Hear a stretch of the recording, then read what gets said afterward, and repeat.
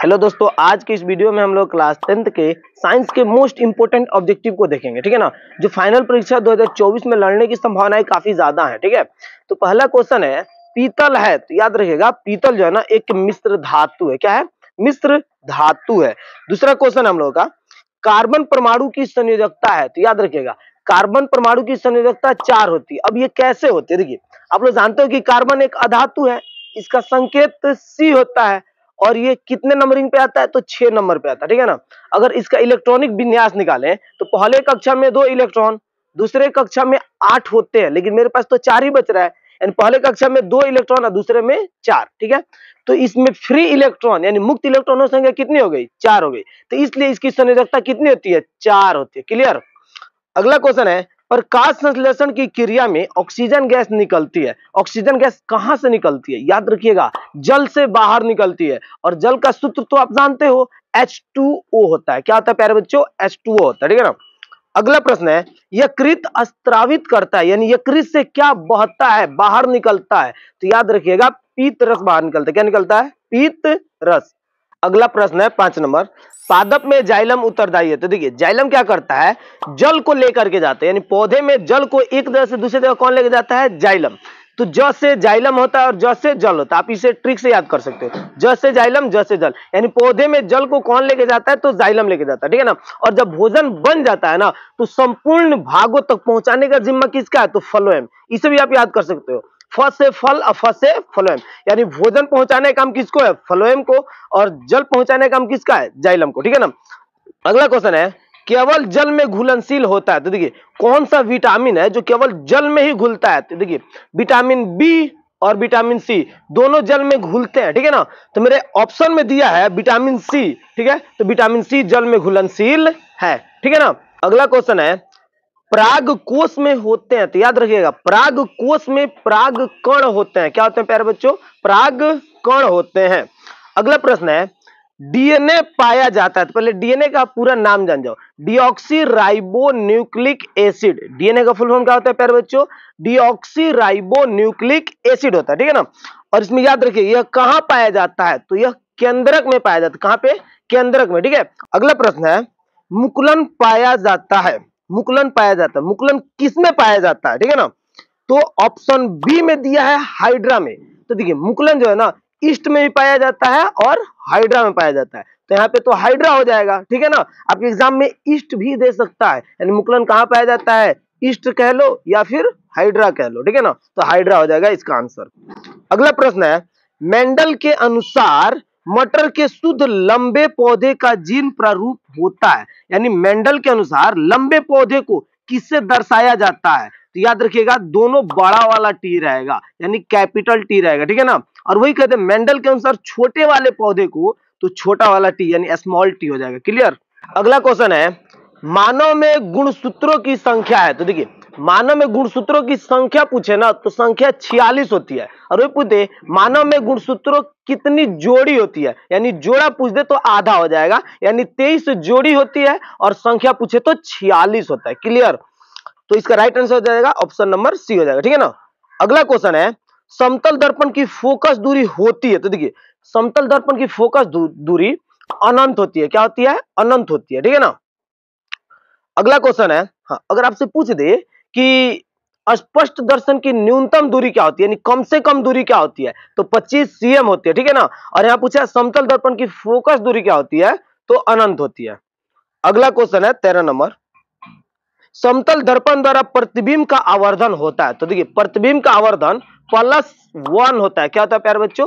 +1 होता है। इसमें प्लस बताता है कि जो वस्तु है ना वो सिर्फ दर्पण के सामने है। क्या है बाबू? सामने है। और यहाँ पे +1 बताता है कि जितना हाइट का कोई वस्तु है उतना ही हाइट का उसका प्रतिबिंब बनता है। ठीक है ना, ये 1 बताता है जितना हाइट का वस्तु है उतना ही उसका प्रतिबिंब है। क्लियर? ये बताता है 1, अब प्लस को मैंने अभी बता दिया। ठीक है।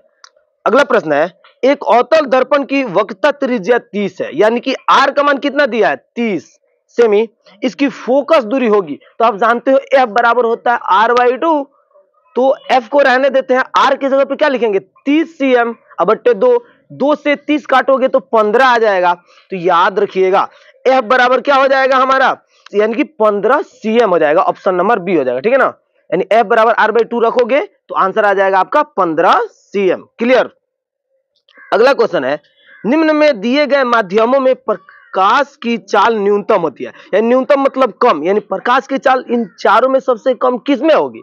तो देखिए हीरा में प्रकाश की चाल सबसे कम होगी, क्योंकि दुनिया का सबसे कठोर पदार्थ क्या है? हीरा है। और मैं कहूं कि इसका अपवर्तनांक कितना होता है, इसका अपवर्तनांक याद रखिएगा 2.42 होता है। कितना होता है? 2.42 होता है, ठीक है ना। तो इसका हो जाएगा हीरे में प्रकाश की चाल सबसे कम होगी, ठीक है ना।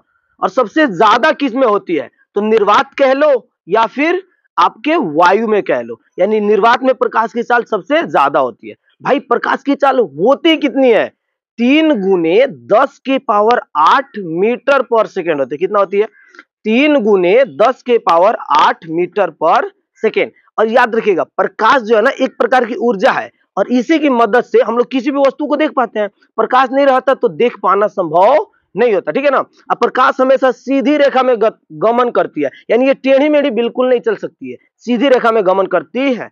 और यह जो है ना एक विद्युत चुंबकीय तरंग है। आपसे ये भी क्वेश्चन पूछता है प्रकाश क्या है? तो प्रकाश एक प्रकार की विद्युत चुंबकीय तरंग है। क्लियर। अगला क्वेश्चन है, सामान्य स्वस्थ आंख के लिए दूर बिंदु होता है। देखिए यानी स्वस्थ आंख के लिए दूर बिंदु क्या होता है? तो अनंत होता है। क्या होता है?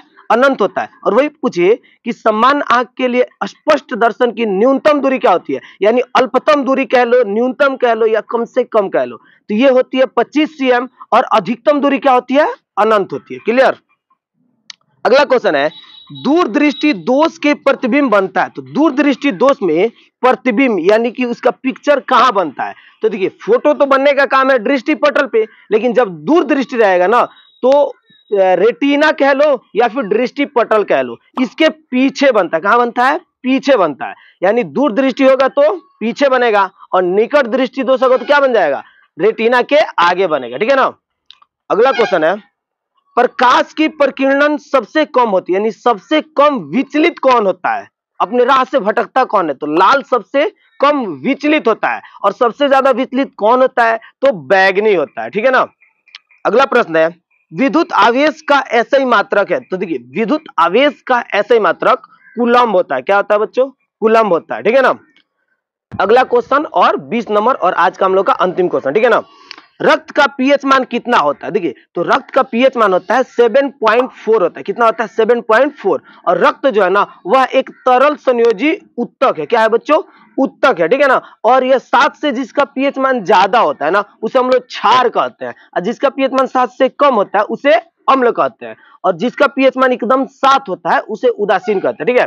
अगर आपको लगता है ना कि ये क्लास 10th के लिए सबसे बेहतर चैनल है तो आप सब्सक्राइब करो और अपने दोस्तों को भी बताओ। अगर आप लोग जानते हो कि 2024 में आपका एडमिट कार्ड आने वाला है, ठीक है, 7 या 8 जनवरी को आपका एडमिट कार्ड आ जाएगा, ठीक है। तो अगर चाहते हो कि सबसे पहले आप एडमिट कार्ड डाउनलोड करना, तो यहाँ पे नंबर दिख रहा होगा, इस पे हाई लिख करके भेजोगे ना तो एक लिंक जाएगा व्हाट्सएप का, व्हाट्सएप पे दबा करके ज्वाइन हो जाना है हमारे व्हाट्सएप चैनल से, ठीक है।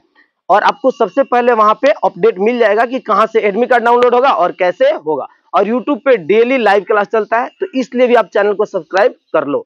मिलते हैं अगले वीडियो में।